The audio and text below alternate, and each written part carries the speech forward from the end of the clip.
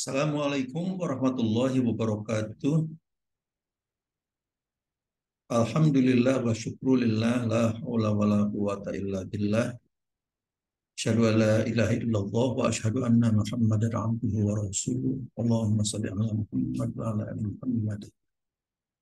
Selamat datang di studio kami Islamic Science Research Institute, pengelola dan pemilik data Rembang baik petang maupun pagi yang mengcover seluruh dunia sejak dari belahan bumi bagian bawah di selatan New Zealand sampai dengan ekstrim ke utara mendekati kutub utara di wilayah Arktik. Dan data itu merupakan koleksi yang paling komprehensif di dunia. Data-data itu kami gunakan dalam rangka penyusunan kehadiran Fajar global yang mudah-mudahan dapat kami simpulkan pada tahun ini. Selain itu, kami juga melakukan penelitian tentang kalender Islam global.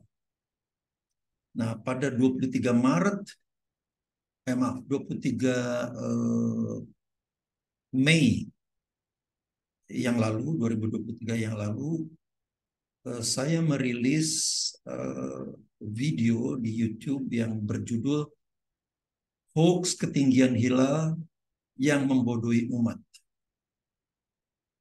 Nah, jadi ketinggian hilal itu memang hoax. Karena apa? Karena tinggi hilal yang negatif itu justru lebih besar daripada ketinggian hilal yang positif. Hilal di atas ufuk. Nah, kali ini akan saya buktikan juga. Karena pada tahun 1444 ini, Hijriah ini, ada dua kasus yang sangat menarik, yaitu pada Idul Fitri yang lalu dan Idul Adha yang akan datang. Jadi pada akhir Ramadan dan pada akhir Zulqa'dah yang akan datang, itu hilal di Gisborne, di titik paling timur di wilayah bumi, titik paling timur yang berpenghuni itu. Karena biasanya kita melakukan kajian-kajian itu di wilayah yang berpenghuni.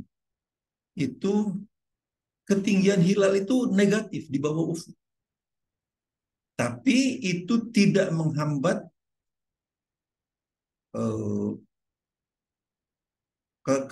ketentuan bahwa hilal itu sudah besar di sana. Dan itu akan kita buktikan. Maka dari itu saya memberikan judul video kali ini adalah, izinkan saya share screen saya.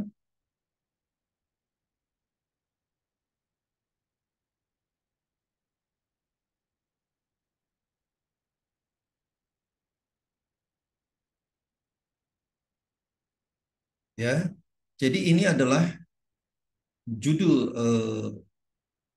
presentasi saya. Hilal di bawah ufuk, no problem. Jadi tidak ada masalah. Hilal di bawah ufuk itu tidak masalah.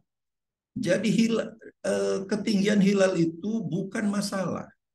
Tidak ada masalah dengan ketinggian hilal. Bukan ketinggian hilal itu sama sekali tidak tidak mempunyai makna apa-apa. Ini akan saya buktikan. Ya. Seperti biasa, saya Tono Saksono dari Islamic Science Research Institute, dan kemudian Pak Kasmui. Pak Kasmui ini adalah dosen di Universitas Negeri Semarang, Sumatera. Jadi kita bekerja sama, beliau yang sedang mengembangkan program astronomi yang kemudian kita ajak bekerja sama. Jadi hitungan-hitungan penyinaran hilal, penyinaran bulan ya, penyinaran fase bulan yang saya gunakan pada saat ini adalah hasil hitungan program dari Pak Kasmui. Oke. Kalender Islam adalah kalender Komariah, kalender bulan. Basis hitungannya adalah perjalanan sinodik bulan. Sinodik bulan itu adalah sekitar 29 hari, 12 jam, 44 menit, 3 detik. Diukur dari ijtima ke ijtima berikutnya. Ya, dari ijtima ke ijtima. 1 tahun kalender Komariah adalah 354 hari, 8 jam, 48 menit, 34 detik. Maka umur bulan adalah 29 atau 30 hari. Problemnya, ijtima itu tidak memiliki tanda visual. Karena pada saat ijtima, bulan itu tersinari oleh sinar matahari, tapi membelakangi kita, penuh membelakangi kita. Jadi kita tidak bisa melihat. Persoalannya pada zaman zaman 1400-an tahun yang lalu di zaman Rasul tidak ada tanda visualnya, ya kan, karena gelap. Maka hilal dijadikan penanda telah terjadinya ijtima. Karena begitu terjadi hilal, terjadi ijtima, ya udah hilal langsung terbentuk. Nanti akan kita tunjukkan prinsip-prinsip geometrisnya. Di zaman Rasul, kehadiran hilal hanya dapat dilakukan bila terlihat mata. Ya, itu problemnya. Jadi tadi istimewa makanya tidak bisa ditentukan karena tidak kelihatan oleh mata. Pada saat itu belum bisa dihitung. Umumnya hilal hanya dapat terlihat mata saat maghrib. Karena pada saat maghrib itu pergantian antara siang ke malam. Kalau siang, fase bulan itu tidak kelihatan karena ada sinar matahari terlalu terang, jadi intensitas cahayanya terlalu lemah dibandingkan dengan sinar matahari. Sedangkan pada saat maghrib itu ada peralihan, jadi disitulah saat-saat yang paling baik bagi kita untuk melihat kehadiran hilal. Jadi umumnya hilal hanya dapat terlihat mata saat maghrib di saat peralihan bulan, sebuah bulan Komariah dengan bulan berikutnya. Sayangnya, di zaman modern masih banyak juga yang bersikuku bahwa hilal itu harus terlihat mata. Ini yang problemnya adalah ini. Jadi kita ini selalu bertengkar urusan ini, urusan bisa melihat hilal. Padahal sebetulnya yang dianukan adalah ijtimanya itu. Karena ijtima ada titik nol. Nanti akan kita ini. Walau kita sudah dapat menghitung kehadiran ijtima secara akurat. Secara akurat, karena kita bisa menghitung kehadiran gerhana matahari maupun bulan 100 tahun yang akan datang dengan akurat. Itu karena kita setiap bulan kita bisa menghitung ijtima dengan akurat. Makanya kita dapat menghitung gerhana bulan, gerhana matahari 100 tahun yang akan datang dengan akurat. Karena setiap bulan juga kita bisa menentukan titik nol. Ijtima itu titik nol dari siklus sinodik itu. Ya. Jadi karena ada hadis tentang ru'yatul hilal, sumu li ru'yatihi. Berpuasalah dengan melihat hilal. Ini itu hilal. Yang dilupakan adalah ada hadis lain yang menjadi ilat penyebab mengapa di zaman Rasul harus melihat hilal. Hadis itu berbunyi, ini ummatun ummiyatun.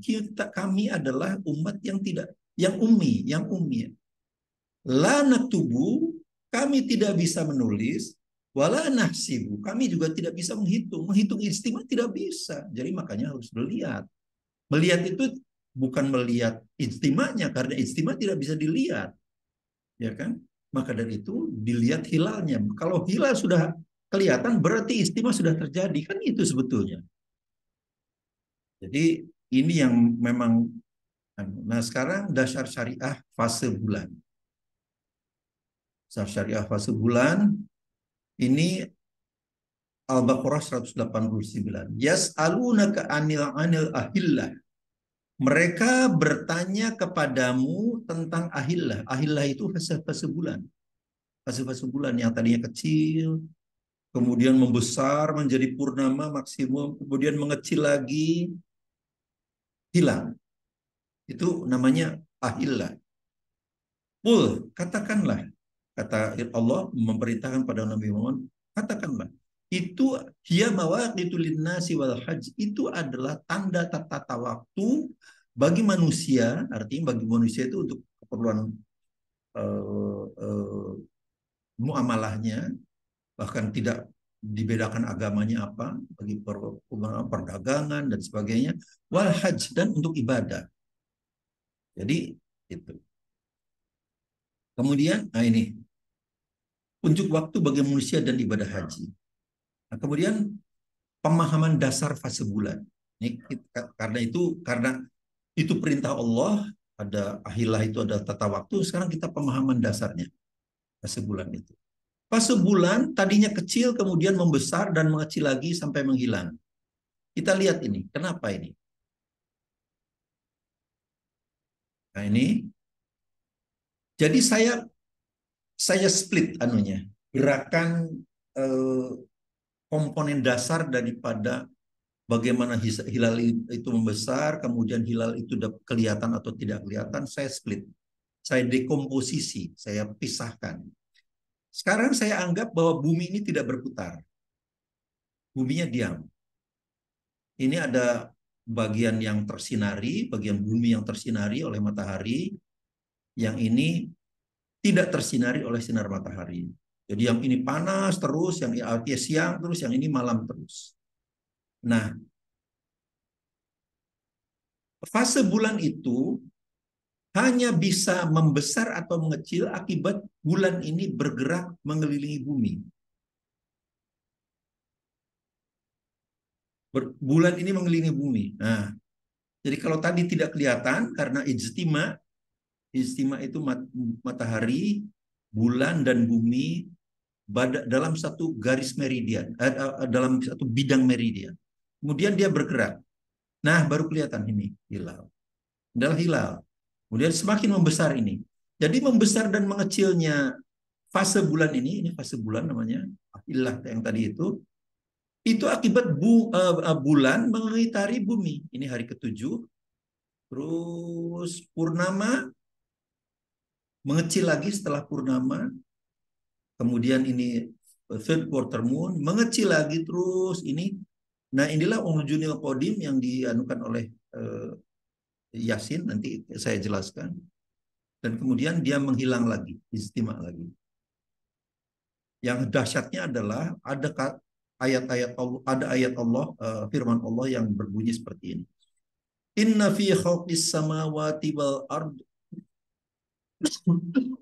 Maaf ya.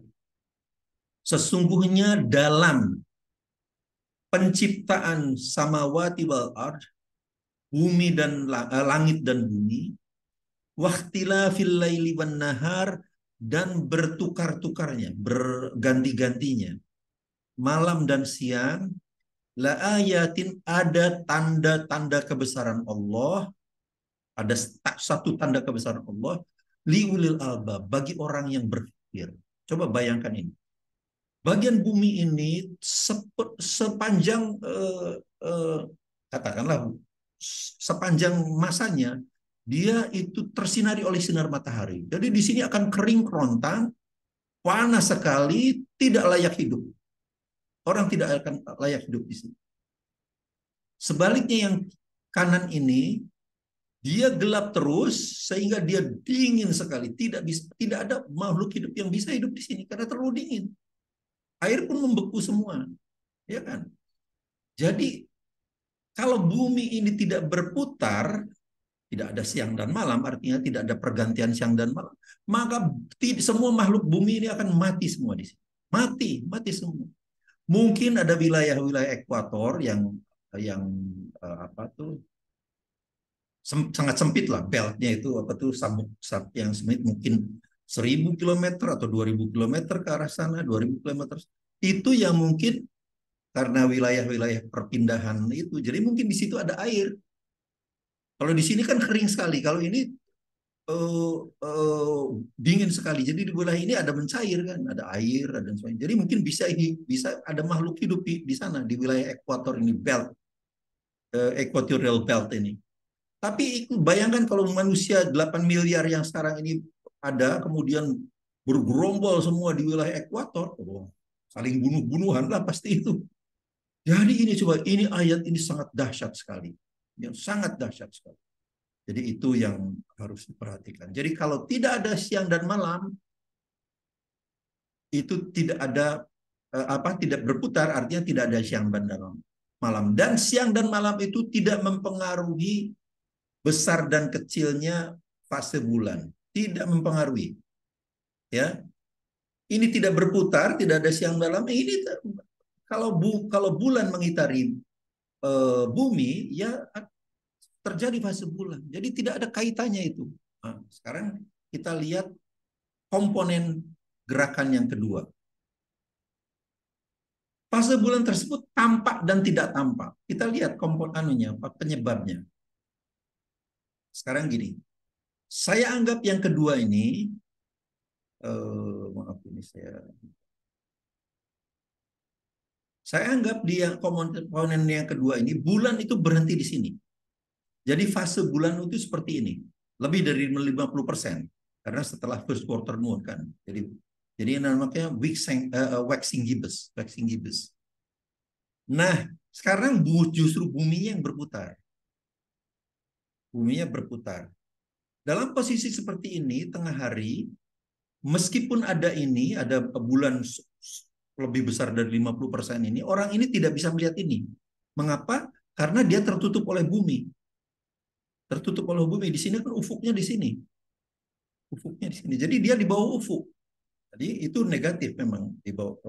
Kemudian bumi ini berputar. Masih belum kelihatan, masih belum kelihatan. Nah, pada sekitar pukul 14, pukul 2 siang, orang ini seharusnya bisa melihat ini, fase bulannya sebesar ini. Karena dia baru terbit. Baru terbit. Cuman karena ada siang matahari yang sinar terang benderang seperti ini, jadi tidak bisa kelihatan tetap. Coba bayangkan. Bayangkan orang harus bisa melihat hilal. Oh, ini yang sebesar ini aja nggak bisa kelihatan. Kemudian dia bergerak pukul 3 terus pada saat maghrib. Nah, baru orang ini bisa melihat karena ini perpindahan antara siang dan malam maghrib itu. Baru dia bisa melihat, oh ya ada bulan sebesar ini. Apa tuh fase bulan sebesar ini. Terus masih bisa dilihat, bisa dilihat, bisa dilihat. Tengah malam pun masih bisa dilihat, tapi sekitar pukul 2 bulan ini sudah tenggelam. Artinya sudah di bawah ufuk lagi ini. Sudah tidak kelihatan lagi kan. Tidak kelihatan. Jadi itu adalah kondisi kelihatan dan tidak kelihatannya fase bulan akibat sinar matahari yang terlalu terang atau berada di bawah bumi, apa di bawah ufuk. Ya, jadi itu. Nah sekarang bagaimana pembagian fase bulan yang tadi fase-fase bulan itu menurut astronom barat? Menurut astronom barat ya, kita lihat tunjukannya. Dalam posisi seperti ini, orang barat, astronom barat menamakan ini adalah new moon, bulan baru, dead moon, ya, dead moon atau bulan mati. Artinya karena bagian yang tersinari ini membelakangi orang ini sepenuhnya, jadi gelap total. Nah, kemudian ini fase hari pertama, mungkin hari ke-0 sebetulnya ini. Kemudian ini satu kalau terus sampai di sini, jadi dari hari kedua sampai hari ke-6 itu orang barat menamakannya ini waxing crescent, artinya sabit yang membesar. Jadi ini sangat tidak adil. Yang tadi cuma 1 hari saja dinamakan new moon, yang ini waxing crescent, sabit yang membesar. Kemudian di sini first quarter moon, 1 hari lagi. Setelah itu menjadi waxing gibbous selama 5 hari. Jadi dari hari ke-8 sampai hari ke-15, ini hari ke-15 atau 14 ya, 14. Ini namanya waxing gibbous. Kemudian full moon.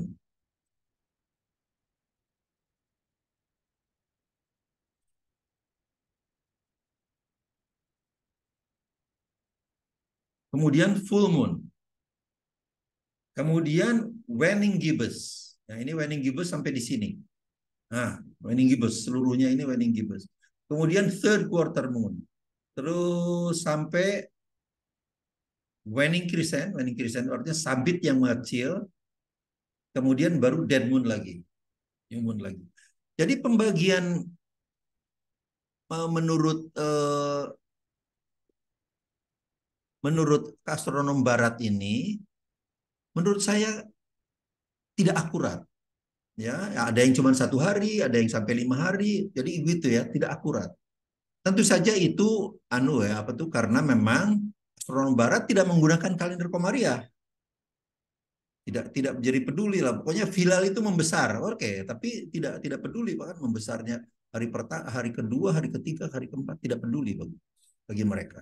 Jadi, nah kemudian pembagian yang rinci dianggap tidak penting. Nah, umat Islam harus mengklasifikasi fase bulan menjadi lebih rinci. Karena ada tuntunannya. Ada tuntunan syariahnya, yaitu Yasin 39. Wal qamar qaddarnahu, dan bulan kami telah tetapkan manazila, manzilahnya, fase-fasenya. Manzilah itu kenampakannya adalah fasenya, fase bulannya itu. Manzilah-manzilahnya hatta ada ke urjunil qadim. Sehingga pada manzilah terakhir berbentuk urjunil qadim. Nah, manzilah terakhir. Jadi manzilah terakhir ada manzilah, katakanlah manzilah terakhir itu N-1, N, ada N-1, N-2. Jadi seharusnya kita lebih rinci. Tidak seperti astronom barat itu. Jadi ada, artinya kalau ada 29 hari dalam bulan Komariah, ya 29 fase kita harus bisa mengklasifikasinya. Kalau 30 hari ya 30 manzilah, 30 fase. Ada juga ini Al-Baqarah 189. Yas'alunaka 'anil ahillah, kan tadi. Itu juga dasar syariahnya. Jadi karena menurut saya umat Islam harus merincinya dengan lebih rinci. Nah, sekarang kita lihat Yasin 37 sampai 40 menjelaskan pena astronomis pergantian bulan Komariah. Pada 37-nya wa ayatul lahumul lail, dan satu ayat bagi mereka adalah tentang malam. Naslahu minhun nahara fa idahum mudlimun. Ya, ini 37. Yasin 30. Dan suatu tanda kebesaran Allah bagi mereka adalah malam. Kami tanggalkan siang dari malam, maka seketika mereka berada dalam kegelapan. Kalau sudah berbicara tentang siang dan malam, artinya Allah itu sedang sedang berfirman, menjelaskan tentang rotasi bumi. Karena rotasi bumi itulah yang menyebabkan siang dan malam. Tadi animasinya sudah kita tunjukkan. Jadi kalau misalnya ini kita ada, saya berikan animasinya. Nah, seperti ini. Jadi kalau bumi berotasi seperti ini gerakan real namanya, gerakan real. Maka seolah-olah bintang, bulan, matahari, dan benda-benda lainnya seolah-olah mengelilingi bumi begini. Seolah-olah dengan berlawanan arahnya. Itulah yang dinamakan gerakan semu. Ya, gerakan semu. Jadi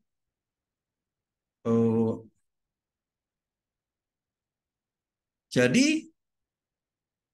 gerak di ayat 38-nya, Yasin 38-nya dikatakan wasyamsu tajri li mustaqarril laha, dan matahari berjalan di tempat peredarannya. Nah, ini peredarannya itu adalah peredaran semu karena Allah sedang pada 37-nya sedang menjelaskan siang dan malam, pergantian siang dan malam.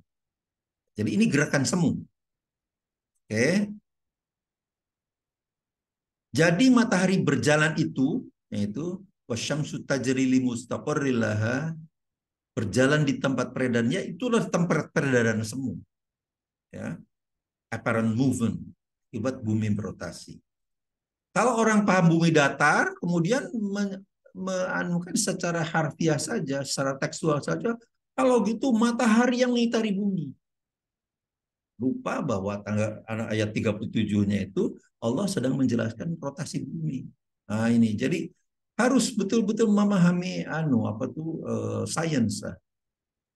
Lihat 36 Yasin 39-nya. Dan telah kami tetapkan peredaran bagi bulan, dan tadi sudah dijelaskan, wal qamara qaddarnahu manazila hatta ada kal urjunil qadim, dan telah kami tetapkan tempat peredaran bagi bulan sehingga setelah sampai ke tempat peredaran yang terakhir hatta kembalilah ya seperti bentuk tandan yang tua, hatta ada kal urjunil qadim, ya. Jadi manzilah terakhir berbentuk urjunil qadim. Nah, kemudian juga nih ayat ke-40-nya. Ya, 340-nya. Lasyamsu tajri maaf. Lasyamsu yambaghi laha an tudrikal qamar. Tidaklah mungkin bagi matahari mengejar bulan dan malam pun tidak dapat mendahului siang. Jadi Pak, kalau dalam kedudukan urjunil qadim ini, matahari belum mendapatkan bulan, belum mendahului bulan. Nah, itu dalam posisi urjunil qadim, masing-masing berada pada garis edarnya. Tapi suatu saat, karena tadi kan sudah dijelaskan pada 37-nya itu bahwa 37-nya tadi kan, dan suatu mereka adalah malam ketika kita tanggalkan siang dari malam. Jadi memang suatu saat akan ter, apa tuh eh, matahari itu akan mendapatkan bulan. Itu apa tuh tafsirnya itu ya. Jadi masing-masing berbeda. Jadi ini adalah suatu petunjuk Allah yang sangat luar biasa. Yasin 37 sampai 40 itu menjelaskan fenomena astronomis yang sangat kompleks tentang dimensi ruang, tentang sistem proyeksi, tentang bidang referensi, tentang fase-fase bulan sebagai tata waktu. Itu sangat luar biasa sekali. Dan salah satu yang penting yang harus disimpulkan, yang bisa kita simpulkan, ijtima adalah sebagai titik nol atau origin. Origin. Nah, apalagi dikuatkan oleh ini. Dikuatkan oleh ini. Dan dia Ibrahim 33. Dan dia telah menundukkan matahari dan bulan bagimu yang terus-menerus beredar dalam orbitnya. Jadi tidak ada yang berhenti, itu terus saja beredar. Dan telah menundukkan malam dan siang bagimu. Selalu lagi nih, ada siang dan malam. Jadi matahari dan bulan itu berjalan terus beredar, itu adalah peredaran semu, karena itu Allah sedang menjelaskan tentang malam dan siang. Oke. Jadi titik nol itu dimensionless. Di mana-mana titik nol itu dimensionless. Artinya tidak ada dimensinya. Nol yang nol. Tidak 0,001. Tidak 0,1. Tidak. Nol betul-betul nol. Itu adalah dimensionless. Tidak ada dimensinya. Setelah titik nol tidak mungkin kembali negatif. Ya. Jadi itu pun seperti itu. Tidak mungkin setelah terjadi istima kemudian balik lagi menjadi urjun. Tidak mungkin. Karena wasakhkhara lakumus syamsa wal qamar daibain, terus beredar, ya. Jadi prinsip perubahan fase bulan seperti animasi merupakan sunatullah itu. Jadi terus berulang. Nah, saya memberikan gambaran seperti ini yang agak lebih sederhana lah. Ini sepeda ini berkecepatan 20 km per jam. Kemudian orang ini berjalan dengan 5 km per jam. Ini pohon ini berhenti. Jadi ini seperti, katakanlah dia seperti matahari, ini seperti gambarannya adalah anunya ya, analoginya seperti bumi yang berputar. Bumi yang berputar itu kan 15 derajat per jam. Yang ini bulan mengelilingi bumi itu kan eh, setengah derajat lah kira-kira per jamnya. Jadi suatu saat si bumi ini pasti akan bisa menyalip ini, kemudian bersama-sama dalam satu garis dengan sini. Itulah terjadi istimewa. Itulah terjadi istimewa. Jadi elongasi antara ini dan ini, kalau dia sebelum terjadi sebelum terjadi ijtima, ketika ini dan ini berimpit dan pohon ini berimpit, ketiganya ini berimpit di sini. Kalau dalam urjunil qadim ya dia semakin mengecil. Tapi setelah ijtima dia membesar lagi kan gitu. Itu juga anulah apa. Ini gambar ini saya ambil dari fact easy, free pick dan shutterstock. Jadi dengan sedikit, sedikit engineering saya buat seperti ini. Jadi itu anulah ini analogi yang sederhana saja gitu. Jadi cuman persoalannya adalah bahwa gerakan ini gerakan real semua dan tapi Allah menjelaskan Yasin 37 sampai 40 itu gerakan sembuh yang dijelaskan. Jadi itu memang sangat kompleks sekali. Nah, sekarang kita lihat grafik visibilitas hilal yang menyesatkan. Nah, ini grafik ini menurut saya sangat menyesatkan sekali. Menyesatkan. Bertentangan dengan sains, Al-Quran, dan akal sehat. Inilah yang banyak banyak dipakai oleh orang-orang yang mengatakan berpendapat bahwa ngotot bahwa ketinggian hilal itu sangat penting. Oke, bertentangan. Pertama, kelemahan dari ini adalah distorsi. Ini dinamakan proyeksi Mercator. Proyeksi Mercator itu distorsi di wilayah-wilayah di atas ini, di atas ekuator itu sangat besar sekali. Nah, saya tunjukkan begini.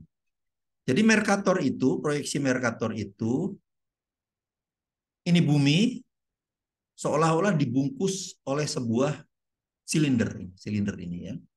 Coba lihat kita distorsinya. Ini adalah jaraknya sekian di bumi kan. Kemudian diproyeksikan jadilah ini. Nah, wilayahnya jadi ini. Tapi ini kan lebih kecil ini daripada ini. Lebih sempit lah.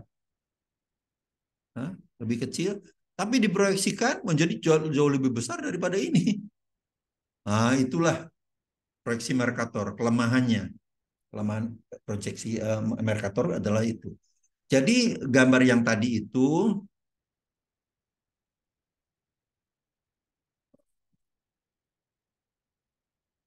pertama kelemahannya distorsinya terlalu besar ya, terlalu besar sehingga ini menggambarkan seolah-olah wilayah ini sangat luas itu sebetulnya tidak ya. Sebetulnya tidak terlalu luas seperti ini. Misalnya ini wilayah hilal yang tidak mungkin kelihatan itu sebetulnya tidak sebesar ini karena ini distorsinya terlalu besar. Ini juga seperti itu. Jadi wilayah yang di utara Katulistiwa dengan di bawah Katulistiwa itu terlalu besar. Jadi itu anunya. Yang keduanya, matahari memerlukan waktu sekitar 20 jam berjalan dari New Zealand. Jadi New Zealand di sini, katakanlah maghrib. 3 jam kemudian maghrib di Jepang di sini. 2 jam kemudian maghrib di Jakarta. Jadi ketika maghrib di Jakarta pukul 6 sore misalnya, di sini sudah 11 malam. Karena 5 jam kan. Kemudian dia terus berjalan sampai maghrib di San Francisco di sini. Jadi ketika maghrib di San Francisco seperti ini, di sini sudah 19 jam yang lalu. Jadi tidak mungkin ini cuma putih begini. Tidak mungkin. Seharusnya diberi warna yang lain lah, misalnya kuning. Menjelaskan bahwa di sini tidak kelihatan, tapi hilalnya lebih besar. Itu loh maksudnya. Tidak kelihatan, iya tidak kelihatan. Tapi hilalnya sudah besar. Itu yang harus dipanukan. Jadi itulah ahli astronomi harus menjelaskan itu pada umat. Jangan kemudian seolah ditutup-tutupin bahwa ini nggak kelihatan, ini nggak kelihatan makanya harus istimewa. Nah, itu kan menyesatkan itu, membodohi umat itu. Jadi by the time maghrib di San Francisco di sini, visibilitas hilalnya di New Zealand itu tidak putih. Seharusnya diberi warna yang lain lah, jangan putih begini. Nah, jadi seharusnya gambar seperti ini tidak boleh gambar statik. Itu intinya. Harusnya gambar dinamis karena bumi apa tuh bulan itu terus mengelilingi bumi. Harus dinamis. Itu apa? Gambar dinamis adalah animasi. Jadi tidak boleh gambar statis seperti ini. Ini menyesatkan, ya. Oke, ini saya kira udah.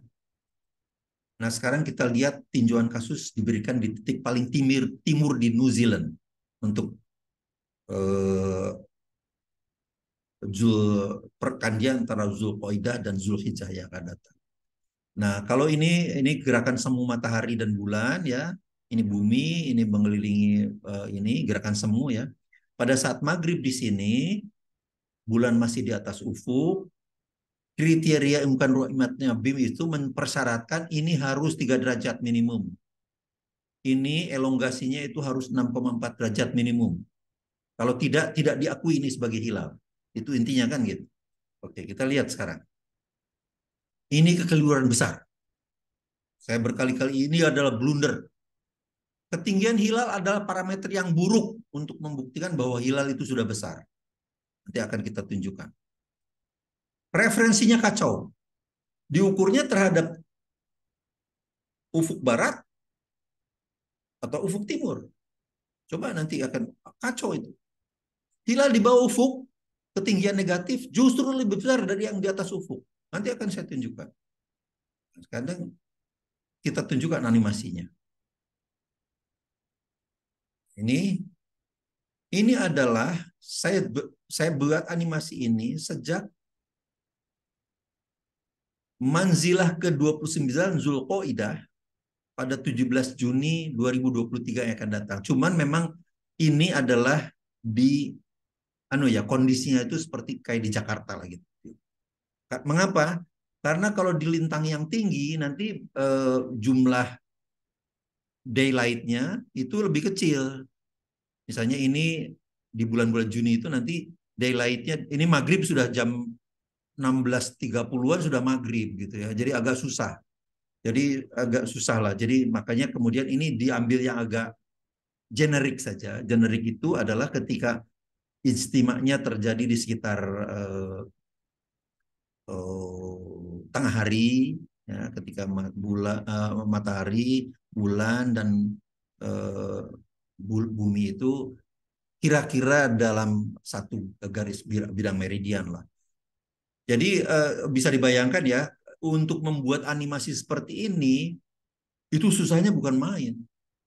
Kita harus melakukannya kalau tidak generik, wah itu kok complicated sekali. Jadi saya kadang-kadang suka membayangkan kita bikin animasi ini aja susahnya bukan main. Apalagi Allah itu bukan bikin animasinya, barangnya di sana. Ada matahari di sana, 150 juta kilometer, ada bumi, ada bulan, ada bintang-bintang bertaburan. Masya Allah. Kadang-kadang kita ini memang betul-betul manusia itu nggak ada apa-apanya lah pokoknya. Intinya adalah goblok banget bikin animasi aja susah. Jadi oke. Sekarang saya tunjukkan kondisi generik ya. Generik sekali lagi generik itu adalah ketika di Jakarta lah yang paling ideal. Pada 18 Mei itu 18 Juni 2023 yang akan datang, ijtima itu terjadi pada 11.37. Jadi kira-kira ya di tengah hari lah. Sekarang saya tinjau sejak Manzilah ke-29 Zulqaidah masih Juni 17 ini pukul 11.37. Jadi artinya 24 jam sebelum ijtima. Ya. Lihat, penyinaran bulan 1,19% sama dengan sampai dengan 1,11%. Ya. Mengecil karena dia urjunil qadim. Urjunil qadim itu kan mengecil sampai kemudian terjadi ijtima yang mendekati nol. Kemudian ini sekarang mengecil, lihat ini presentasinya mengecil, mengecil mengecil, mengecil. Oke. Jadi sejak yang tadi, maaf saya kembalikan lagi dari sini, sebetulnya ada sabit tua, original kodim, fase sabit tua ini yang ada di langit dan ketebalannya ini 1,19% sampai 1, ini besar nih sebetulnya, tapi tidak kelihatan karena tengah hari kalah intensitasnya oleh sinar matahari. Jadi tadi kan apa waxing gibbous moon aja nggak kelihatan, apalagi ini cuma 1,19%. Jadi semakin tidak kelihatan, tidak kelihatan. Kemudian matahari tenggelam, stress. Ini sunset, matahari tenggelam, maghrib pada 17 Juni 2023. Seharusnya bisa melihat karena ini peralihan siang dan malam, tapi ini kan semakin mengecil ini, semakin mengecil. Jadi tidak kelihatan juga. Di samping memang umat Islam kan tidak terlalu concern dengan original kodim kan. Jadi memang tidak akan bakal diruyat lah ini. Kemudian ini nah, semakin mengecil. Semakin mengecil, semakin mengecil. Masuklah ke 18 Juni 2023. Manzilahnya masih manzilah ke-29 Zulqaidah, ya. Semakin mengecil terus mengecil. Nah, ini seharusnya terbit nih. Bulan seperti ini sebetulnya terbit kelihatan, seharusnya kelihatan, tapi ya semakin kecil dan matahari kuat sekali, jadi nggak kelihatan juga. Nah, baru di sini terjadi ijtima pada 18 Juni 2023 pukul 11.37. Inilah sudah masuk ke manzilah pertama. Ketebalan hilalnya berapa? 0,13 sampai 0,13%. Ini ya, apa tuh? Karena matematik itu nol, tapi fisika tidak mungkin nol. Apa tuh? Selalu ada perbedaan. Tapi intinya iluminasi terendah lah, iluminasi terendah, ya. Kemudian ini tidak kelihatan, tengah hari tidak kelihatan. Kemudian pukul 1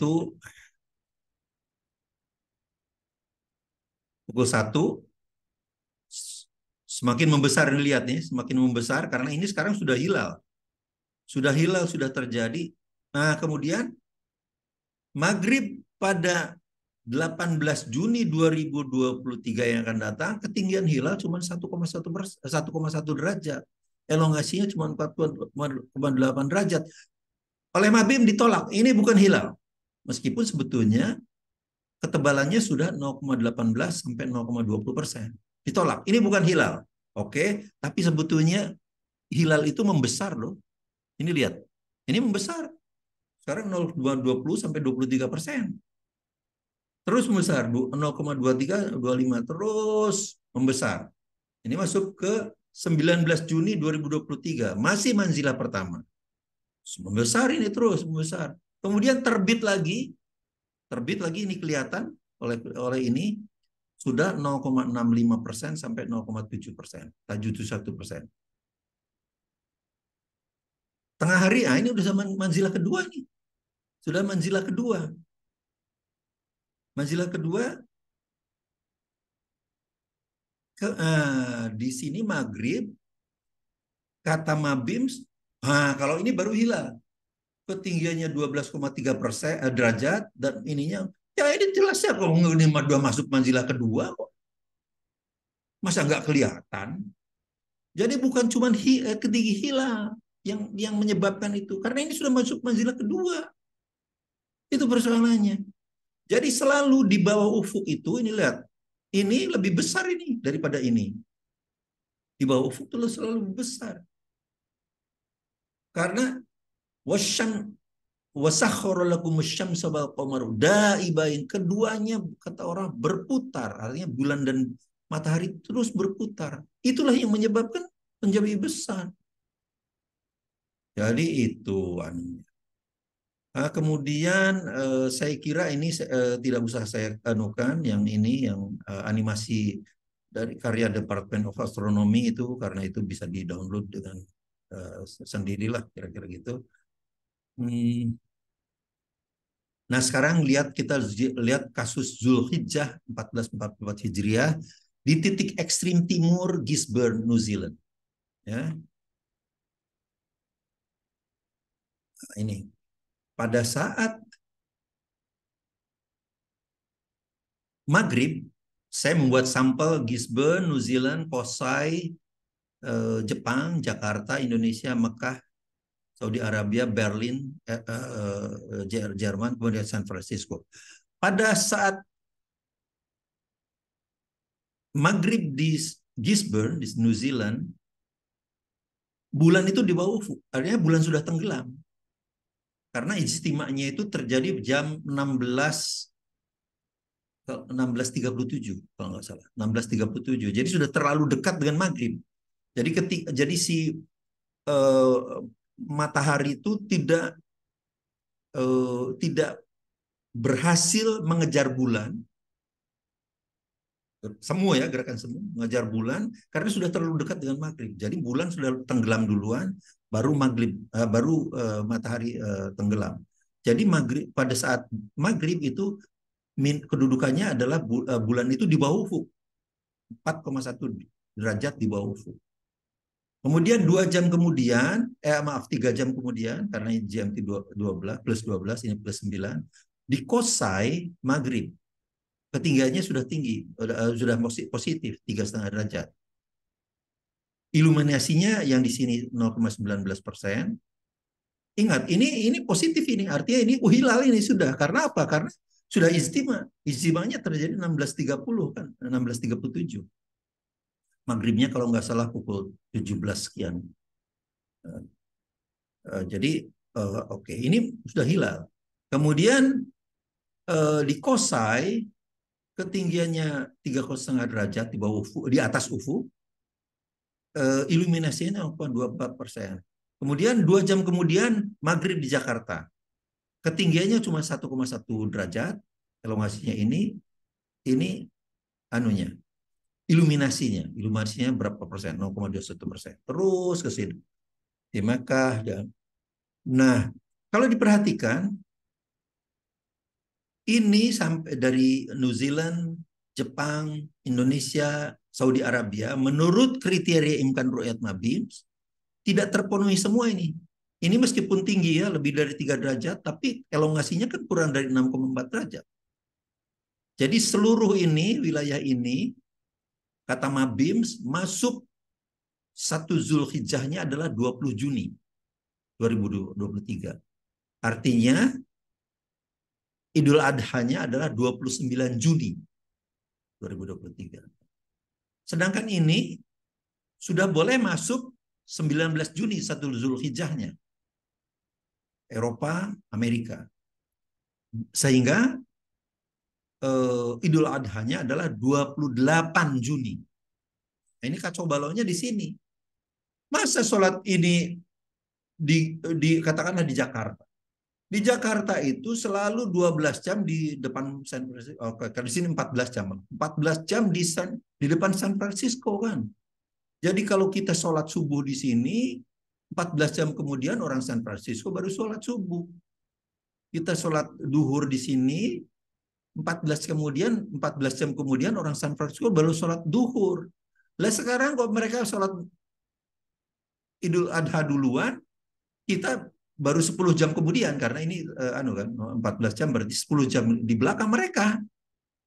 Jadi selama Zulhijjah ini orang Jakarta ini akan 10 jam di belakang orang San Francisco. Apa enggak kacau balau itu? Jadi ini blunder besar ini. Blunder besar Mabim itu. Sekarang kita lihat kondisinya, kondisi hilalnya ketika kita benchmark saat maghrib di San Francisco. Saat maghrib di San Francisco pukul 20.31, penyinaran bulannya 0,28%. Oke. Di Berlin, karena perbedaan 9 jam, sudah 19 Juni pukul 5.31. Artinya sudah pagi 50.31. Ketinggian hilalnya berapa? Penyiraman bulannya berapa? 2,01%. Ini 0,28%. Jadi ini selalu lebih besar daripada ini. Di Mekah, pada saat maghrib 18 Juni di sini, di Mekah itu sudah 19 Juni pukul 6.31. Ketebalan hilalnya berapa? 2,01%. Karena ini 10 jam di depannya kan gitu. Gisburn ini, yang tadi pada saat maghrib itu 4 derajat di bawah ufuk kan, pada saat maghribnya. Tapi lihat pada saat maghrib di San Francisco pukul 20.31, di sini sudah sore 19 Juni 23, petang pukul 15.31. Ketebalannya berapa? 1,06%. Ini kan 400% lebih tebal dari ini. Masa di sini tidak boleh dibilang hilal, yang ini boleh hilal. Wajib dikatakan hilal. Padahal di detik yang sama loh ya. Di detik yang sama. Di detik yang sama orang bisa melihat hilal di sini dengan ketebalan 0,28%. Di sini tidak kelihatan memang. Karena pukul 15.31 karena sinar matahari terang benderang. Ketebalannya sudah 400% lebih besar dari ini. Kok ini bukan hilal? Itu kan acak adut betul lah gitu. Jadi ini Mabim sini luar biasa. Nah sekarang kita lihat ininya. Saya petakan, saya plot ininya. Pada 17 Juni 1637 ini New Zealand ya, New Zealand ya. Ini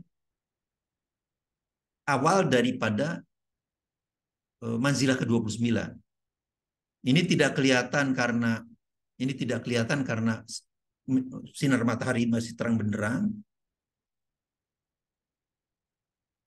Ini tidak kelihatan karena di bawah horizon, di bawah ufuk. Ini tidak kelihatan karena intensitasnya kalah oleh sinar matahari, karena ini kan sudah terbit, tapi matahari sudah terang benderang kan gitu.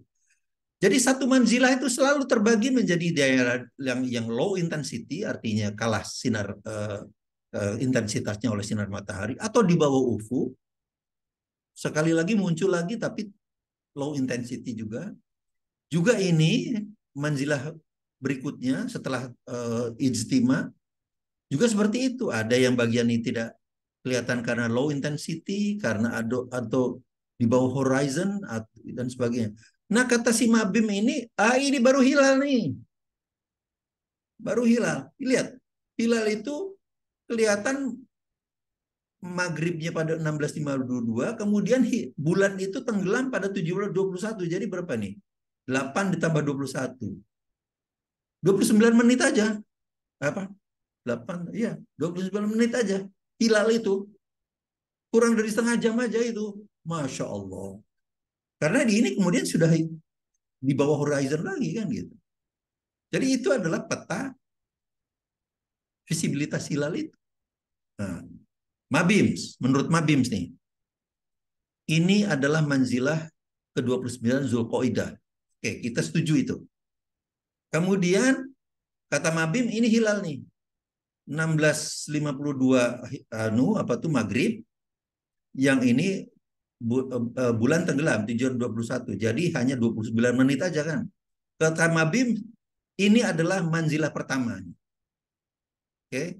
Ini manzilah pertama Zulhijjah 1444 Hijriah. Lah terus ini apa? Ini apa ini? Ini adalah kalau dalam bahasa Yunani dinamakan terra nullius. Terra nullius itu adalah yang tidak bertuan. Ini manzilah ke-29, yang ini manzilah pertama diakui karena ini hilalnya baru diakui di sini. Lah terus ini apa ini? Ini sudah membesar ini. Anunya itu. Penyinaran bulannya. Jadi acak adut betul itu. Seharusnya begini. Seharusnya begini. Ini adalah manzilah ke-29 Zulqaidah. Ini adalah manzilah pertama. Manzilah pertama Zulhijjah. Ini adalah manzilah kedua. Jadi kalau di sini kelihatan hilal, itu ya sudah karena sudah masuk ke manzilah kedua lah. Jadi itu. Jadi kesimpulannya ya, aduh, menurut saya kok menyedihkan. Kumpulan pakar-pakar seperti itu, kriteria awal bulan Mabim dipersiapkan dengan asal-asalan, ceroboh, narrow-minded. Tidak menganalisis secara holistik, komprehensif, dengan melihat melihat dampak globalnya lah gitu ya. Jadi jangan lokal aja, jangan dia lihat, oh tinggi hilal, tinggi hilal, tinggi. Bagaimana mungkin hilal di wilayah timur bumi yang jauh lebih besar haram diakui sebagai hilal? Padahal yang di wilayah barat bumi yang lebih kecil wajib diakui sebagai hilal. Ya, yang di wilayah barat. Yang di wilayah timur lebih besar, 400% lebih besar, tapi haram. Akibat syariahnya selama bulan Syawal, maaf ini sebagai Zulhijjah ini ya. Ini karena saya copy paste dari yang Syawal kemarin. Zulhijjah 14 Hijjah, umat Islam ASEAN akan melaksanakan ibadahnya 12 jam di belakang Muslim Amerika. Ini menyedihkan sekali. Jelas ini merupakan scientific blunder. Blunder yang dibungkus oleh kaidah-kaidah saintifik. Oh, ketinggian hilal lah, wah, dikupas mati-matian, pada ketinggian hilal negatif itu lebih besar kok. Muslim di dunia harus segera mengadopsi kalender Islam global nomor 1 agar dapat memasuki awal bulan Islam dalam 1 hari dan 1 tanggal yang sama di seluruh permukaan bumi. Umat Islam harus mampu melakukan klasifikasi tingkat penyerahan bulan yang lebih rinci. 1 manzilah itu sama dengan 1 fase. Jadi lebih rinci dari para astronom barat lah. Klasifikasi yang lebih detail daripada pemikiran astronom barat. Jangan gunakan lagi ketinggian hilal karena ini parameter yang buruk. Hilal di bawah ufuk negatif, ketinggiannya bisa lebih besar, jauh lebih besar. Yang tidak tampak juga lebih besar dari yang tampak. Kriteria lain seperti wujudul hilal juga rawan suatu saat akan membelah umat Islam. Sekarang ini belum kejadian di Indonesia khususnya. Tapi misalnya tadi New Zealand itu, kalau kriterianya wujudul hilal tetap harus terbelah juga bumi itu, karena di New Zealand itu harus istimewa kan gitu. Padahal ternyata kita buktikan kalau kita lihat secara komprehensif itu kondisi hilalnya jauh lebih besar. Para pakar ilmu falak Muhammadiyah telah bertemu 4 kali dan telah mengusulkan penggunaan kalender Islam global. Jadi kita sudah tetapkan 1 Zulhijjah 1440 Hijrah, kita simpulkan ya, jatuh pada 19 Juni 2029 dan Idul Adha adalah jatuh pada 28 Juni 2023. Ini kajian saintifiknya ya, nggak cuma kajian ketinggian hilal. Nah ini yang anunya. Sekali lagi saya ingatkan, pada 2008 sampai 2015 saya mengajar di Malaysia. Saya dapat dana riset untuk meneliti akibat daripada kita tidak punya kalender Islam. Ya, karena selalu dispute. Akibatnya kalau kita menggunakan accounting system basisnya kalender Islam, kalender Qamar, kalender Syamsiah, kalender Masehi 1 Januari, 31 Desember, 1 Januari, 31. Itu salah. Karena haul accounting sistemnya seharusnya 354 hari. Jadi ada 11,5 hari yang tidak terzakati. Kalau kita mengembalikan dividen pada akhir Desember. Dividen akhir Desember. Terus 11,5 hari 1 tahun. 2 tahun jadi 23 hari. Kalau 30 tahun jadi 1 tahun tidak terzakati. Kalau 1.400 tahun dan seluruh dunia Islam, utang zakat itu 10 triliun dolar. Semua ada di buku saya ini, ada di Amazon.com tersedia. Semoga ini bermanfaat, memberikan pemahaman pada kita bahwa kalender Islam itu adalah problem besar. Kita harus segera menyelesaikan. Demikianlah, mudah-mudahan bermanfaat. Assalamualaikum warahmatullahi wabarakatuh.